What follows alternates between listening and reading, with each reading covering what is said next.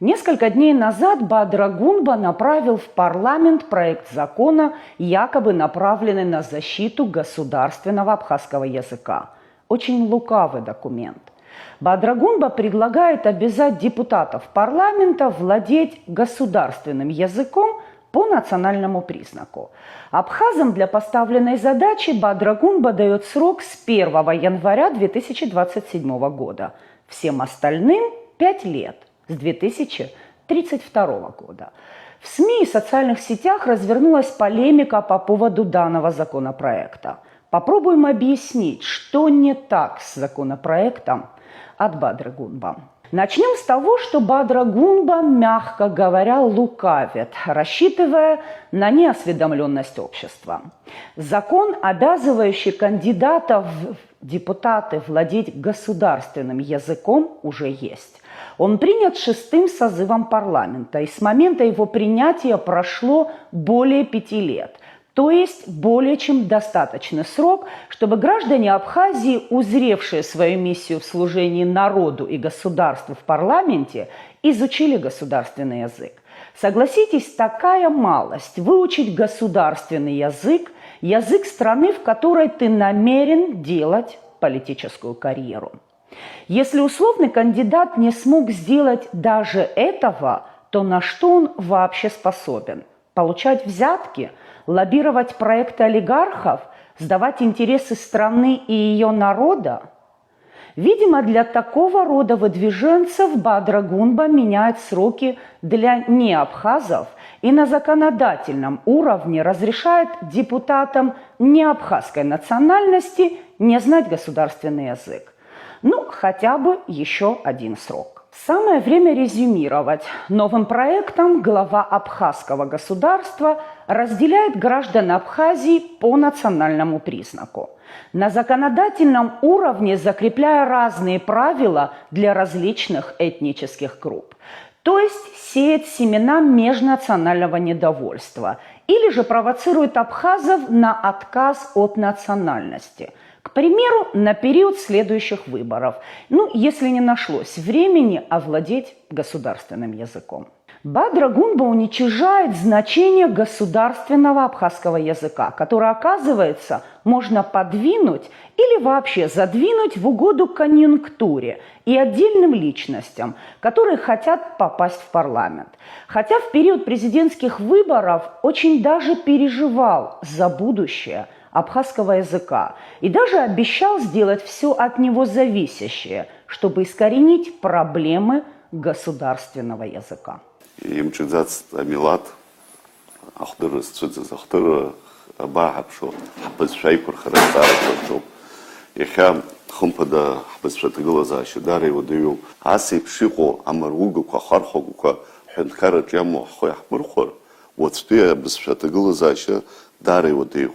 Сгуянагот уюзал шара уграгара хажлари хартер, сарабхадзи наргулана, сарасбызша, хбызша, ахархура язык и нартпана создейпа. Да, конечно, вся эта история с отменой уже существующего закона придумана под выборы. Видимо, в следующий 8-й созыв планируется протащить так называемых новоришей, людей, которым именно под выборы раздавалось гражданство нашей страны. По замыслу, именно они должны будут исправить ошибки, допущенные парламентом 7-го созыва, и дружно принять законы, чуждые абхазскому, пока еще свободолюбивому обществу, ограничить права граждан страны и превратить абхазское государство в колонию, живущую по законам резервации. А теперь о самом языке. Мне сложно вспомнить страну, в которой бы знание государственного языка подлежало обсуждению и не являлось обязательным. Но руководство нашей страны – исключение из всех существующих правил. Оно лишь периодически декларирует любовь к абхазскому языку, тратит какие-то бюджетные средства на создание различных программ, которые не работают в отрыве от создания необходимых инструментов зависимости от языка. Поэтому проблема не решается, а только усугубляется. Учебники, документация, СМИ и так далее. Не стоит перечислять. Все без меня знают, как обстоят дела прежде всего в образовании, где 30 лет размывается наша идентичность, потому как не нашлось средств даже издать собственные учебники по истории, географии, краеведению и так далее. Потому как чиновникам легче преподносить себя патриотами страны, зарабатывая дешевую популярность на мифах, разъезжать по форумам и конференциям, чем заниматься своими прямыми обязанностями. Но должна сказать, что язык – вещь очень прагматичная.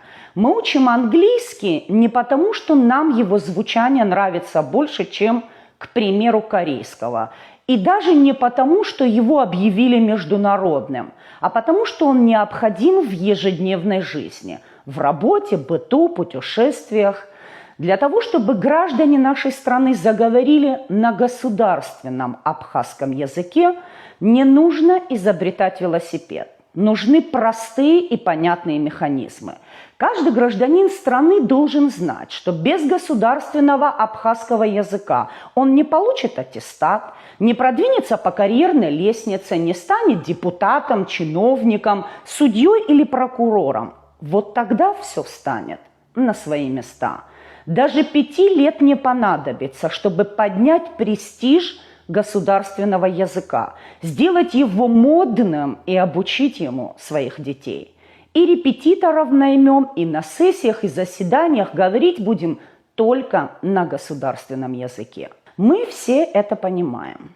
Понимает и Бадра Гунба, но откровенно лжет общественности, делая вид, что нет закона, который вступает в силу 1 января 2027 года для всех кандидатов в депутаты вне зависимости от национальной принадлежности, вероисповедания и политических взглядов.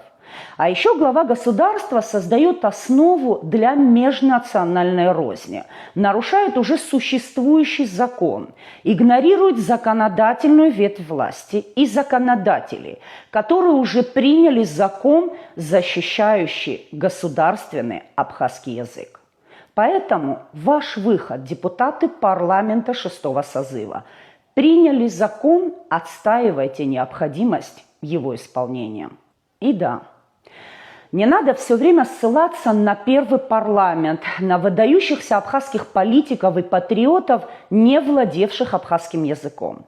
Это было 30 лет тому назад, и среди них нет ни одного, кто выступил бы против абхазского языка в угоду личным или конъюнктурным интересам, чтобы сохраниться во власти. Не упоминайте этих людей всуе.